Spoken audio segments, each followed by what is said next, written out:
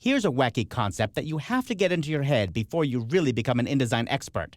You know that text and graphics both go inside frames, right? But did you know that you can actually put any object inside of a frame? In fact, you can put a whole frame inside another frame. This concept is called nesting, and it turns out to be crucially important for a wide range of effects. Let me show you an example. I'll select this text frame inside this exercise file, and I'm going to cut it to the clipboard. Now, I'm going to select this circle that has text on it, and I'm going to go back to the Edit menu, and I won't choose Paste, I'm going to choose Paste Into. Paste Into is the main trick for nesting one object into another. You'll see that I now have a text frame inside of this circular frame. If I want to select that frame inside the other frame, the easiest way to do it is to go to the Control panel and select the Select Content button. That's a little button that looks like a Martian with a down arrow. That means select the content inside the frame.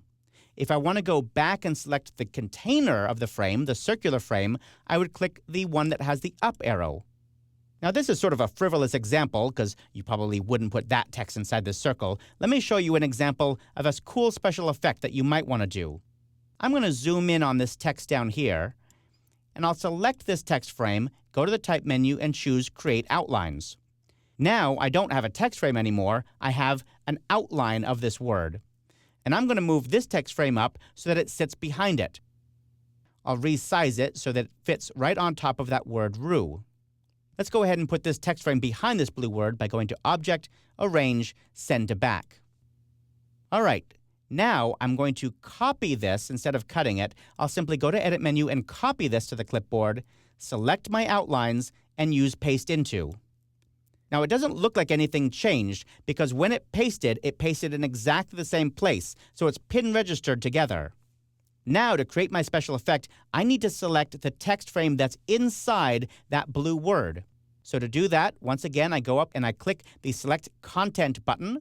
Now the text frame is selected inside there, and I'm going to change that text to white.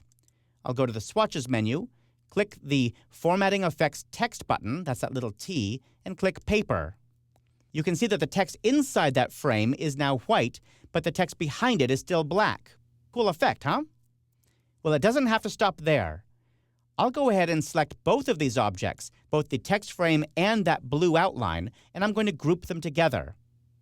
If you want to nest more than one object into another object, you have to group them, because technically you can only nest single objects into a frame. So I group these together. I'll cut them to the clipboard. I'll draw out an elliptical frame, and then I'll use Paste Into. So now I have an ellipse, and inside the ellipse I have a group.